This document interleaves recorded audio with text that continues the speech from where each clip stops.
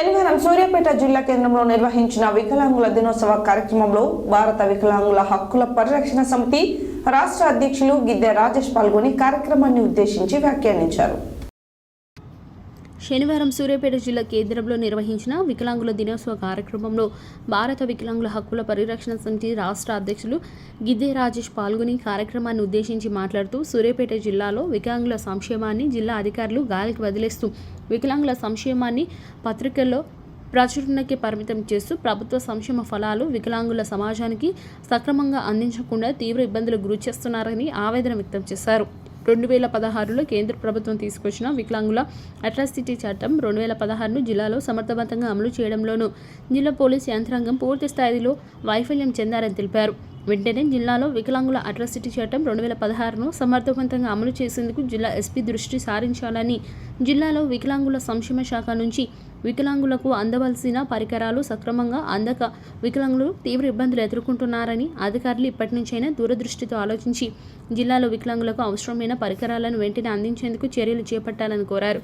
Education క్వాలిఫికేషన్తోని సంబంధం లేకుండా అర్హులైన వికలాంగులందరికీ 3-వీలర్ మోటార్ వెహికల్లను వాహనాలను పంపిణీ చేయాలని, జిల్లా కేంద్రంలో వికలాంగుల హాస్టల్ నిర్మాణానికి కృషి చేయాలని, వికలాంగుల పెన్షన్ కోసం దరఖాస్తు చేసుకుని పెన్షన్ల కోసం ఎదురు చూస్తున్న వికలాంగులకు పెన్షన్లు వెంటనే మంజూరు చేయాలని విజ్ఞప్తి చేశారు.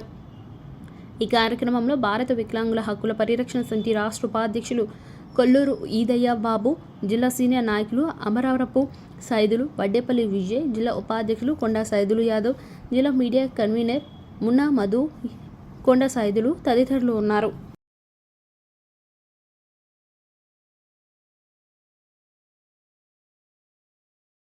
చేసినటువంటి అంతర్జాతీయ ప్రపంచ వికలాంగుల దినోత్సవం 2023 కార్యక్రమానికి సభాధ్యక్షత వహిస్తున్నటువంటి జిల్లా సంక్షేమ అధికారి మరి జ్యోతి పద్మజ మేడం గారికి, అదేవిధంగా వేదిక మీద పాల్గొన్నటువంటి అధికారులకు, ఈరోజు మరి మా దివ్యాంగ మిత్రులు ఎవరైతే వివిధ సంఘాల నుంచి ఈ వేదిక మీద ఉన్నటువంటి అన్ని సంఘాల ప్రతినిధులకు, అదేవిధంగా వేదిక కింద ఉన్నటువంటి దివ్యాంగ మిత్రులకు, పత్రికా విలేకరులకు అందరూ కూడా పేరు పేరున మా వికలాంగ సోదరి మనందరూ కూడా పేరు పేరున ధన్యవాదాలు తెలియజేస్తూ, మిత్రులారా ఈ రోజు ఇక్కడ ఉన్నటువంటి ప్రభుత్వ అధికారులు కేవలం ఇవాళ వికలాంగుల దినోత్సవం అని చెప్పేసి మాత్రమే మనతో కూర్చున్నారు తప్పితే మనం ఎవ్వరు ఏ సమస్య చెప్పుకోవడానికి పోయినా కానీ మన జిల్లాలో ఎంత అభిమానమైనటువంటి పరిస్థితి అంటే ఇవాళ వికలాంగులకు సంబంధించి అనేక సందర్భాల్లో అనేక ఇబ్బందులు వచ్చిన సందర్భాల్లో కూడా స్టేషన్ లేకపోతే కూడా మనం లెక్క వేసేటటువంటి పరిస్థితి లేదు. ఇంట్లో సీపీల కన్నా విలువ ఉంది కానీ పోలీస్ స్టేషన్ మన వికలాంగుల సమాజానికి విలువ లేకుండా పోయింది. గరేపల్లి పోలీస్ స్టేషన్ లో కొన్ని వందల కేసులు వికలాంగుల జాతి బిడ్డల మీద అన్యాయం జరిగిందని పోతే ఏ ఎస్ఐ కూడా రెస్పాన్స్ అయిన పరిస్థితి లేదు. మిత్రులారా ఆలోచన చేయండి, ఇవాళ జరుగుతున్నది ఏంటి అంతర్జాతీయ ప్రపంచ వికలాంగుల దినోత్సవం.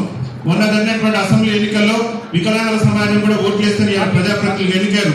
ఒక్క ఎమ్మెల్యే కూడా, ఒక్క శాసనసభ్యుడు కానీ, ఒక ఎంపీ కానీ, ఒక ఎమ్మెల్యే కన్నా వాళ్ళకు కూడా రిజర్వేషన్ ఉండాలని చెప్పేసి 2016 చట్టం చెప్తున్నది.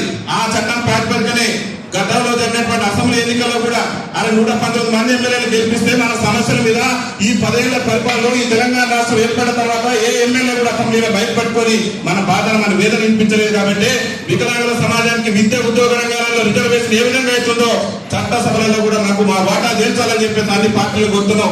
ఇక్కడ ఉన్నటువంటి అధికారులు కూడా మీ డిపార్ట్మెంట్ లో చెప్పండి, అయ్యా వికలాంగులు కోరుకున్నది ఏంటంటే పింఛన్లు కోరుకోవట్లేదు, వికలాంగులు పింఛన్లతో పాటు రాజ్యాధికారుల వాటా కూడా కోరుకుంటారు. కాబట్టి ఖచ్చితంగా వాళ్ళకు రాజకీయ రిజర్వేషన్ కల్పించేందుకు మనందరం కూడా చైతన్యం కావాలని చెప్పేసి కూడా మీ అధికారుల దృష్టికి మీరు తీసుకెళ్ళండి.